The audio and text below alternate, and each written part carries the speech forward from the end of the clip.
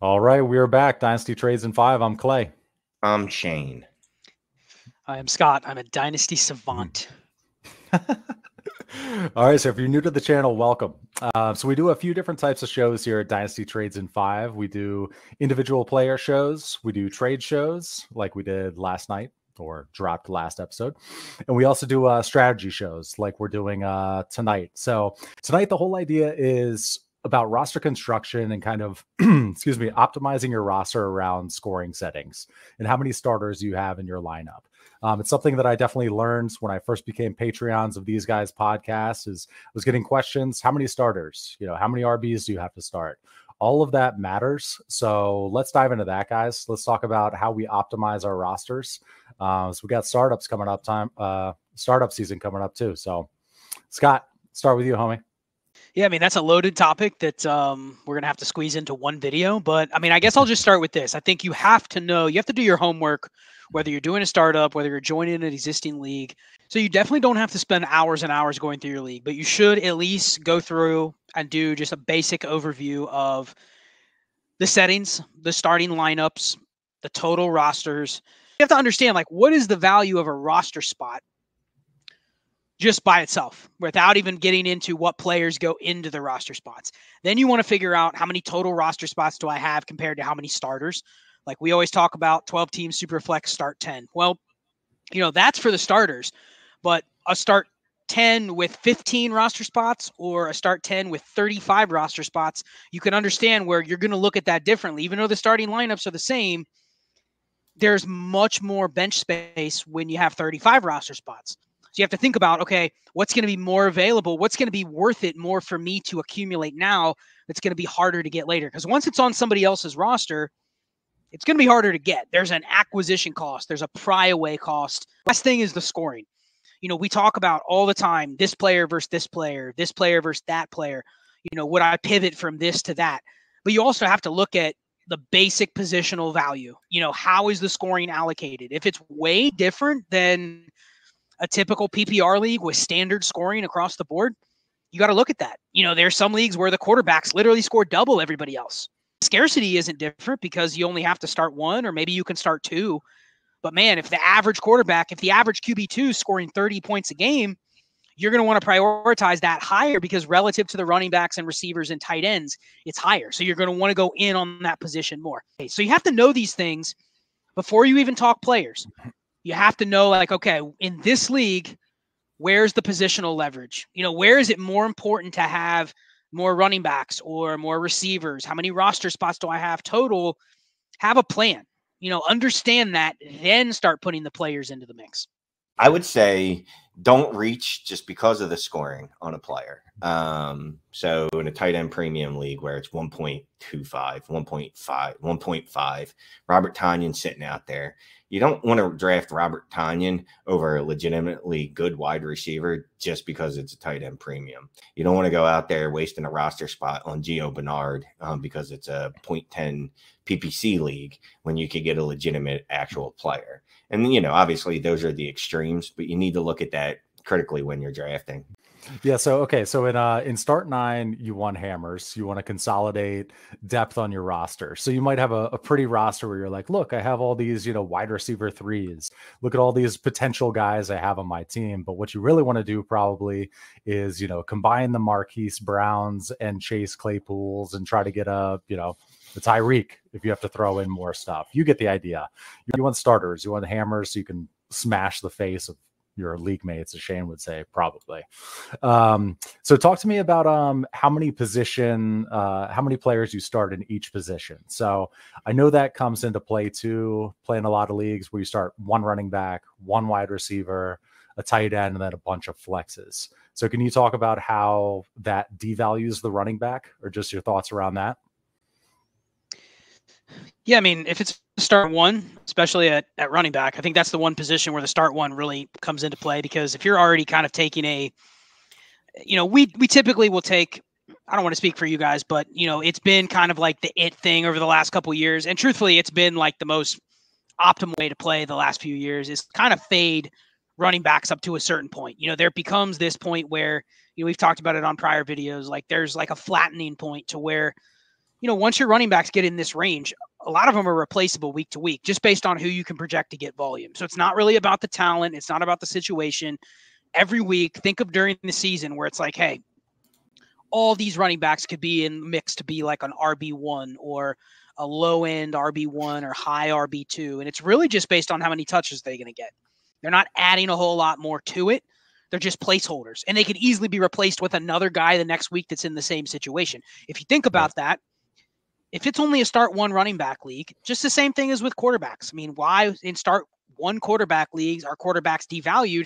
They're not necessarily devalued. It's just that the scale of what you need to get to hit like a true positional advantage over everybody else is a lot higher because you're trying to separate yourself QB1 to QB9.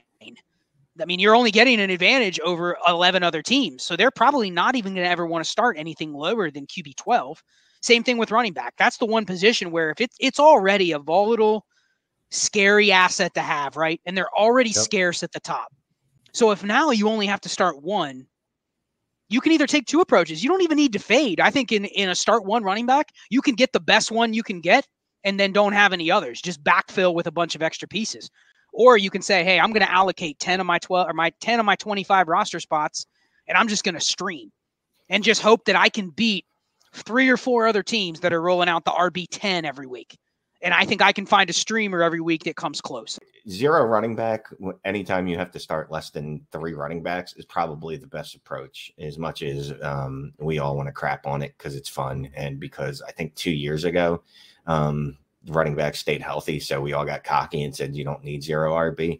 There's a reason for zero RB. It works. I mean, there are 45 different running backs that you're going to be able to add to your roster at some point in the season that are going to give you a start and going to give you somewhere between 10 and 15 points. You have to look at these settings and figure out, forget about the player names, forget about the scoring, supply and demand.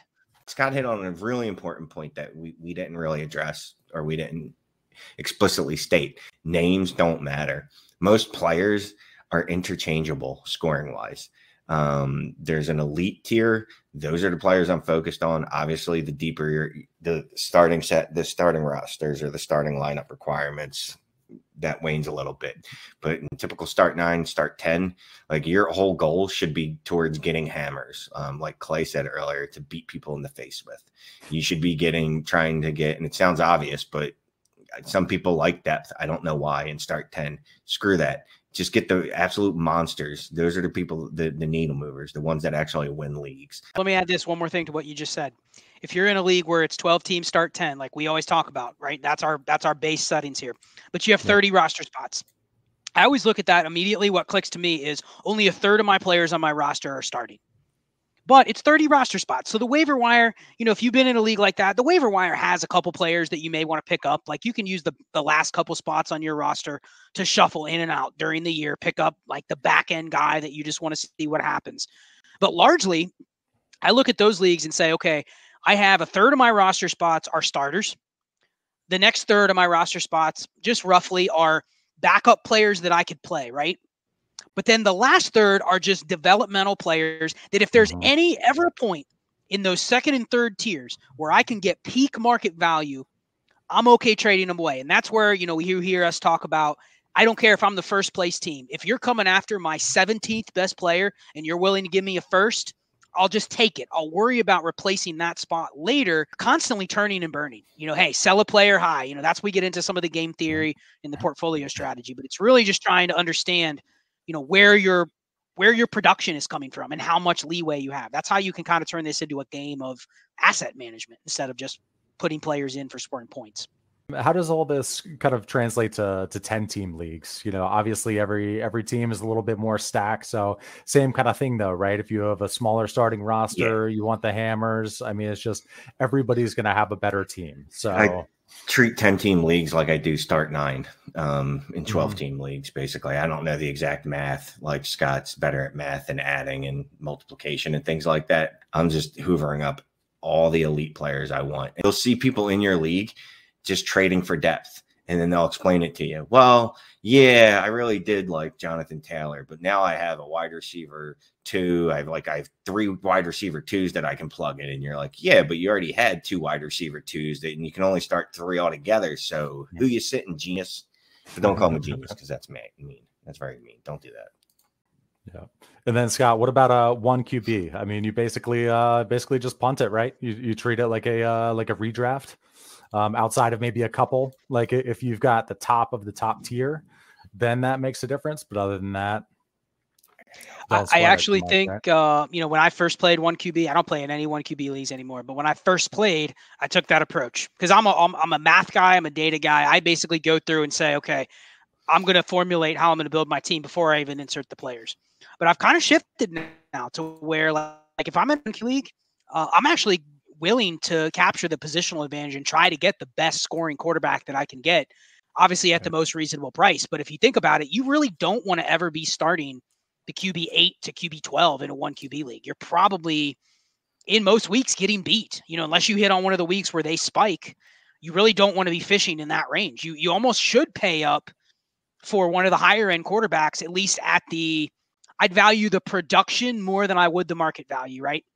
In those leagues, give me the Jalen Hurts is in a one QB league because big deal if he expires. I'm not necessarily going to get hit as hard by having one less quarterback. There should be easier to find replacement value. But while I have him, he can still post top 5 or better numbers. So those are the kind I'm trying to chase, the highest production for the cheapest cost.